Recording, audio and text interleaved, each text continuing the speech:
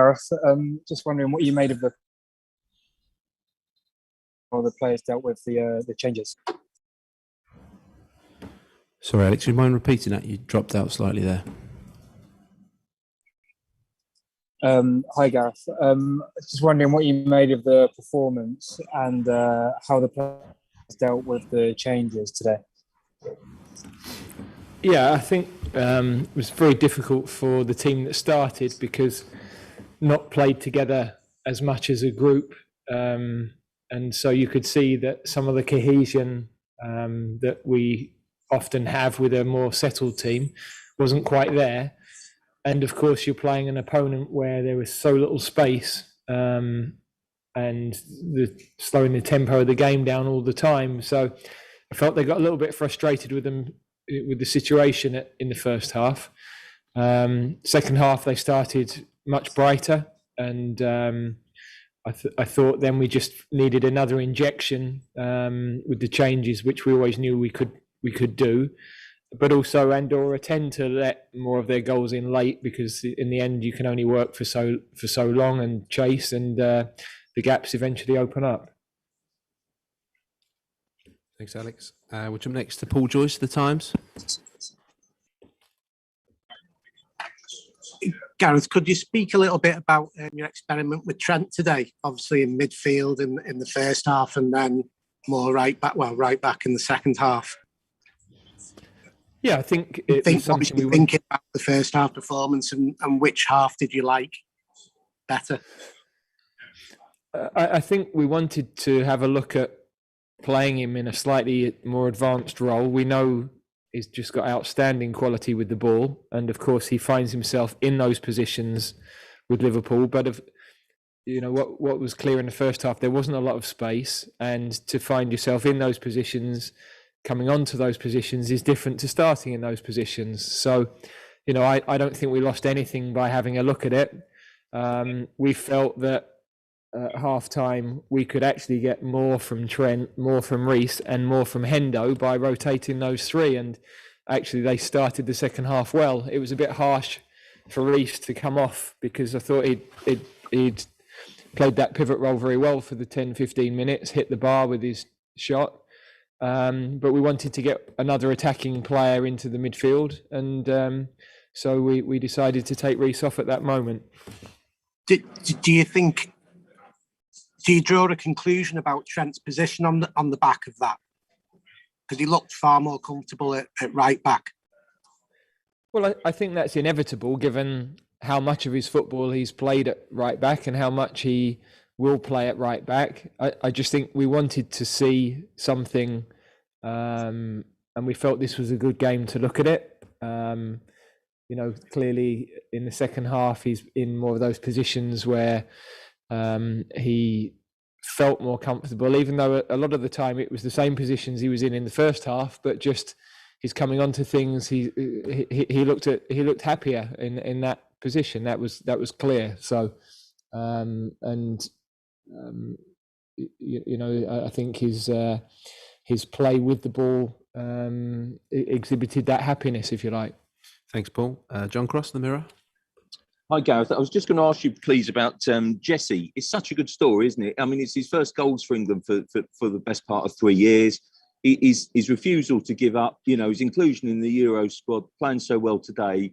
You must really like him as a player and as a character, and the fortitude is shown.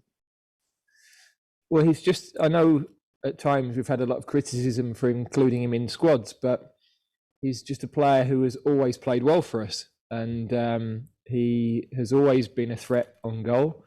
His link play is really bright.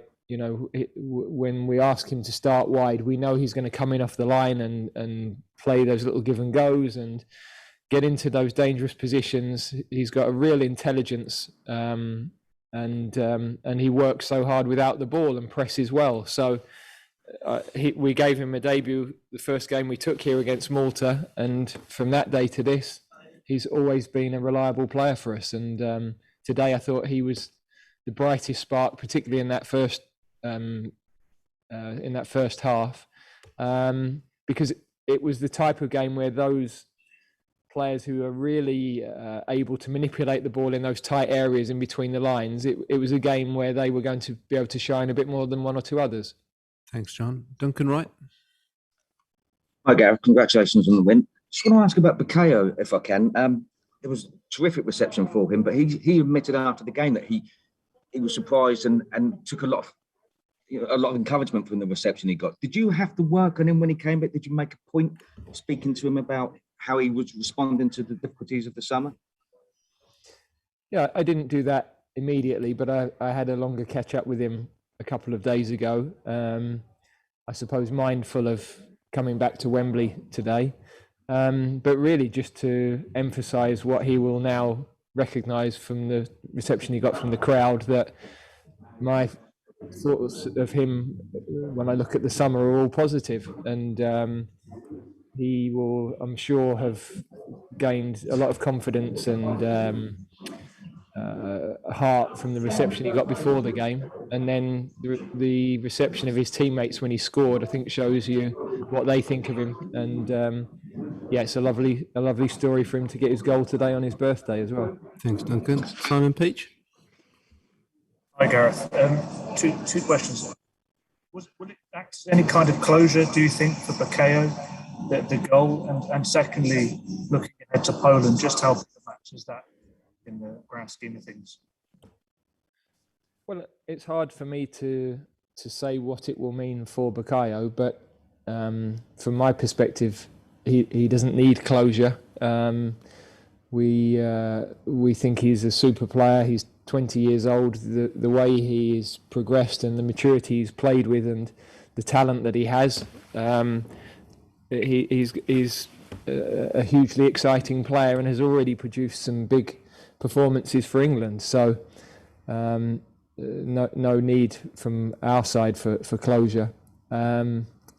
Yeah, clearly with the result that Hungary have ended up with today, Poland looked like being the nearest challengers, which we probably thought when this group was drawn. And it's a great incentive for us now. If we can go to Warsaw and win, then we really are in control of the group. Thanks, Simon. Dan Kilpatrick.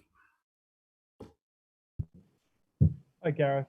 Just on Poland, Paulo Sousa said today, he kind of admitted that without Robert Lewandowski, they're not the same team. And he said, here it's all Robert and kind of nothing else. Is that the way you see Poland, or do you think they have kind of big threats beyond Lewandowski? No, I think that, they played at Wembley without him and they gave a very good account of themselves. We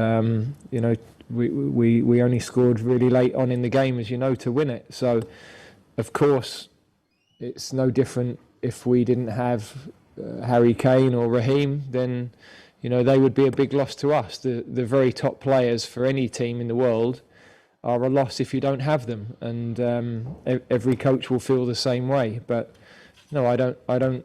When we're preparing the team to play against Poland, we're not just looking at Lewandowski. We absolutely respect what he brings, and we know what a threat he is. But they've got some other very dangerous players as well. Thanks, Dan. We've got time for two more, starting with Nizar Kinsella from Goal.com. Hi, Gareth. I just wanted to ask, with Jesse Lingard excelling in the last few England games that you played him in, are you concerned that he might struggle with the extraordinary competition of having Cristiano Ronaldo at Man United now? And, there seems to be a few England internationals in similar situations at the super clubs. Yeah, that's a situation that we've had with different players over a long period with England. It's not so long ago that the number of English players playing in the league was really low, and we were having to pick players that either weren't regulars in their team or perhaps were out on loan. We picked Mason for the first time when he was in the Championship. So we've had to be creative on that, and we know that Jesse has got a challenge. He knows he's got a challenge with the quality of the attacking players at United, but they've also got a lot of matches and different competitions. So hopefully he can take that challenge on, and he will take that challenge on. He's really rebounded brilliantly in the last 12 months or so from a tough period, and he showed again today that he's got quality. It's not necessarily the quality of the opponent. It's being able to perform within a group of very talented players that we have and stand out. And I think that shows you the level that he's capable of from today's performance. Thanks, Nazar. And we'll finish with Rob Harris from AB. Hi, Gareth. Congratulations. Saw you sort of lingering for those autographs after the game with the fans. Did you find it sort of personally uplifting, reinvigorating, sort of feeling that affection of the fans yourself and sort of being with them afterwards too? Well, it's lovely when I went out to do an interview before the game. Reception was really nice from the fans. So, of course, that means a lot. Not every England manager will have had that experience. So, all I would say is that we know we've got to keep winning matches and try and represent the country as we have done to keep that relationship going. But I think for everybody involved with the team today, we had that feeling coming into the game. We certainly had that feeling when the players went out to warm up, and the players and all of the staff are hugely appreciative of it, given that relationship with the fans was quite fractured for a long time. It's lovely that it feels more together, and to hear so many young voices in the crowd today so excited about it was a real pleasure. Okay, we'll conclude it there. Thanks for joining us this evening. Thank you.